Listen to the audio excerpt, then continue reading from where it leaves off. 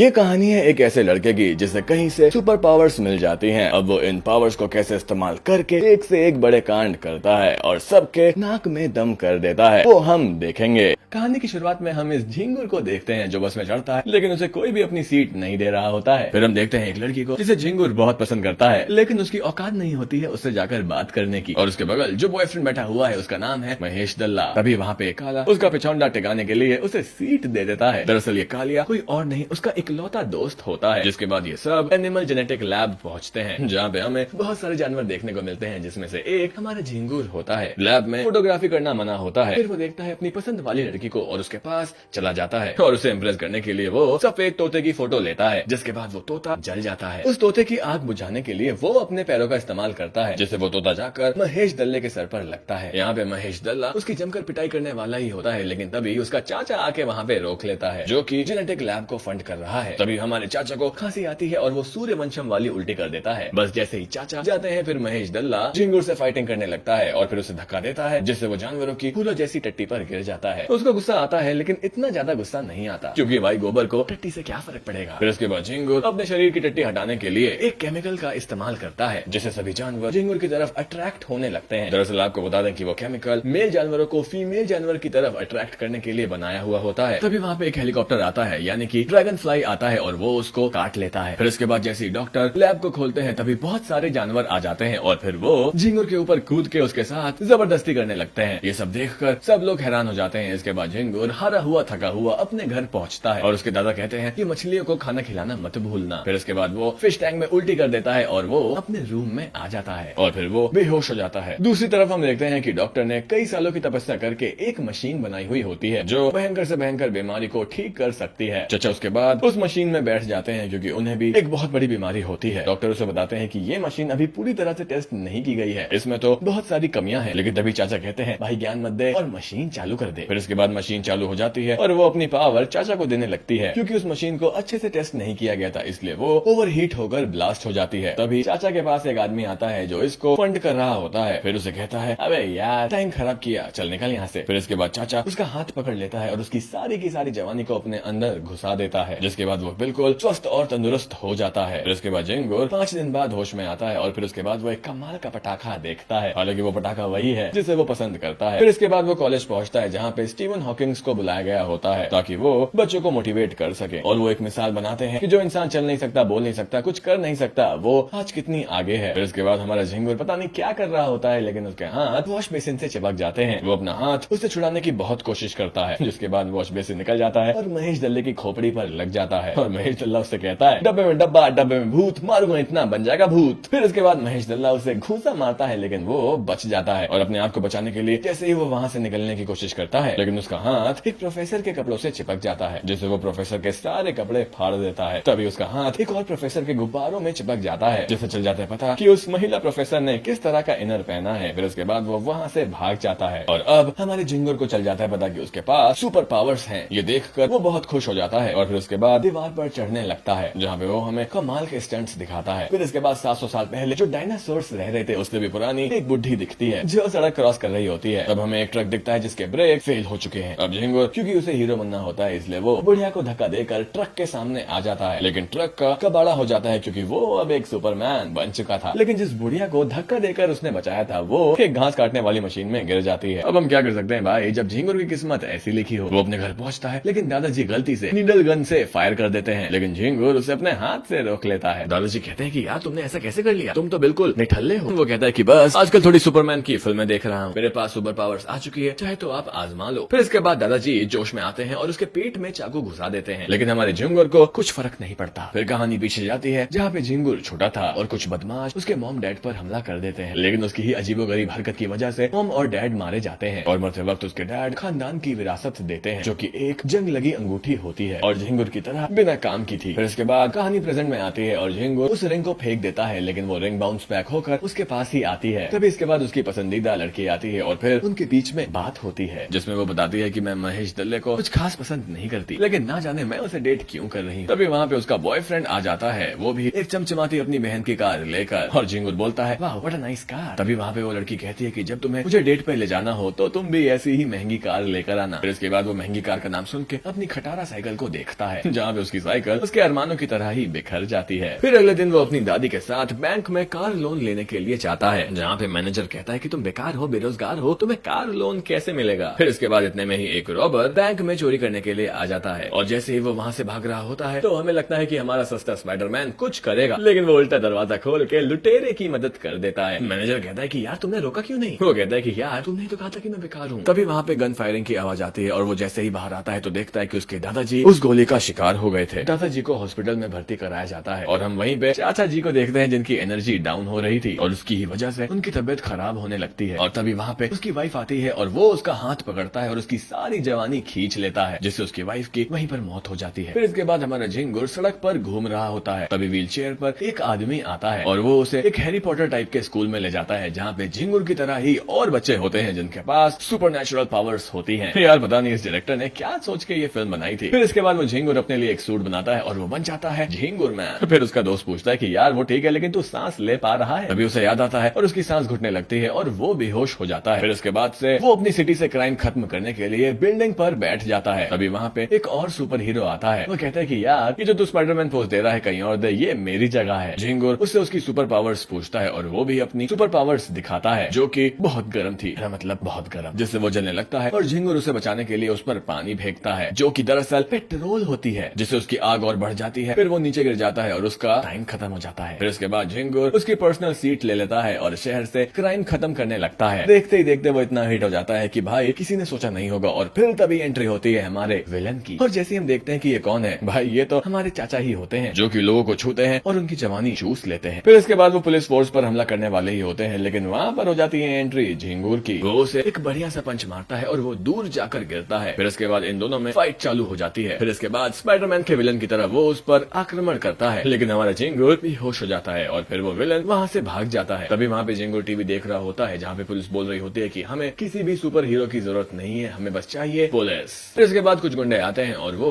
उसकी पसंदीदा लड़की को छेड़ रहे होते हैं। तभी वहाँ पे हमारा झिंगुर पहुंच जाता है। अब भाई मूवी में अपनी हीरोइन को तो बचाना पड़ेगा ना। वो उसे बचाता है, इसके बदले उसे कॉम्प्लीमेंट्री में मिलती है एक प्यारी सी, आप समझ रहे हैं ना। फिर इसके बाद झिंगुर वहाँ से भाग जाता है। इसके बाद हम चाचा द सुपर विलन को देखते हैं जो बहुत सारे लोगों को मार चुका होता है और अब उसे कुछ और करने का सोचना होगा, नहीं तो वो पुलिस की नजर में आ जाएगा। और इसके बाद वो एक खतरनाक प्लान बनाता है। फिर इसके बाद हम घर में देखते हैं कि सभी लोग डिनर कर रहे होते हैं और तो और यहाँ पर चाचा भी मौजूद होते हैं। वो झिंगुर के हाथ में चोट का निशान देखते हैं और समझ जाते हैं कि यही वही झिंगुर मैन है। जिसके बाद वो वहाँ से चले जाते हैं। फिर इसके बाद जैसे झिंगुर और वो लड़की रोमांटिक सीन बनाने वाले होते हैं, तभी वहाँ पे हमारे विलन चाचा आ जाते हैं और वो झिंगुर से कहते हैं कि मैं तुमसे यहाँ पे फाइट करने नहीं आया हूँ, मैं बस तुमसे ये कहना चाहता हूँ कि तुम आगे से मेरे काम में टांग मत अड़ाना। झिंगुर एक बॉल उठाता है और उसकी तरफ फेंकता है उसका मुंह तोड़ने के लिए, लेकिन जैसा कि आपको पता है कि झिंगुर की किस्मत तो खराब है। वो गेंद उसी के सर पर आके लगती है जिससे वो बेहोश हो जाता है और इस मौके का फायदा उठाता है हमारा सुपर विलन और दादी के चेहरे को नोच देता है। फिर इसके बाद उन्हें हॉस्पिटल में भर्ती कराया जाता है जहाँ पे झिंगुर को चलता है पता कि उनकी मौत हो गई है। हम दादाजी को देखते हैं जो बिल्कुल स्वस्थ हैं और फिर उसके बाद दादी का अंतिम संस्कार कर दिया जाता है। फिर वहाँ पे लड़की आती है और झिंगुर कहता है कि मैं तुम्हारे साथ रहना नहीं चाहता हूँ और मैं तुमसे प्यार नहीं करता हूँ। कुछ दिन बाद हम झिंगुर को कबीर सिंह की तरह देखते हैं और वो बस घर में पड़ा रहता है। तभी वहाँ पे आते हैं दादाजी और उसका एक लौता दोस्त और वो उसे मोटिवेट करके कहते हैं कि जमाने को तुम्हारी जरूरत है। दादाजी भी कमाल के मोटिवेशन वाले कोट्स देते हैं जिसे सुनकर हमारे झिंगुर की दाढ़ी चली जाती है और वो तैयार हो जाता है। वो टीवी पे सुनता है कि एक प्रोग्राम होने वाला है जो कि एक अवार्ड शो है, जिसे सुनकर वो समझ जाता है कि वहाँ पे सुपर विलन तो जरूर आएगा। फिर इसके बाद वो तीनों वहाँ पर पहुंच जाते हैं जहाँ पे हमारा झिंगुर एक मॉम को कूटने लगता है क्योंकि उसे लगता है कि वो विलन है। तो उसे इतना कूटता है कि उसके कपड़े फट जाते हैं। फिर इसके बाद वहाँ पे भगदड़ मच जाती है और फिर एंट्री होती है हमारे सुपर विलन चाचा की। वो एक बम निकालता है और छत पर चिपका देता है, जिसके बाद छत टूट जाती है और झिंगुर मैन पर गिर जाती है और झिंगुर मैन उसके नीचे फंस जाता है। फिर इसके बाद हमारा विलन उसकी तरफ एक लट्टू फेंकता है, तभी उसके बाद उसकी हीरोइन बीच में कूद जाती है और झिंगुर उसके पेट से वो जानलेवा लट्टू निकालता है और उसे फेंक देता है, लेकिन वो लट्टू उसी के पेट में वापस आकर गिर जाता है। कमाल है। और फिर उसके बाद सुपर विलन भाग के छत पर पहुंच जाता है जहाँ से वो लोगों की जवानी खींच रहा होता है और फिर उसे रोकने के लिए झिंगुर वहाँ पर पहुंच जाता है। सुपर विलन उसके बाद बॉम्ब को उसके जैंगो के बीच में फेंकता है और फिर झिंगुर की आत्मा परेशान हो जाती है और सिचुएशन उसके लिए डू और डाई वाली हो जाती है, जिसका विलन उसका पूरा फायदा उठाता है। वहीं पे बॉम्ब ब्लास्ट हो जाता है और सुपर विलन के चीथड़े उड़ जाते हैं, लेकिन हमारे झिंगुर मैन को कुछ नहीं होता। तभी वहाँ से मुझे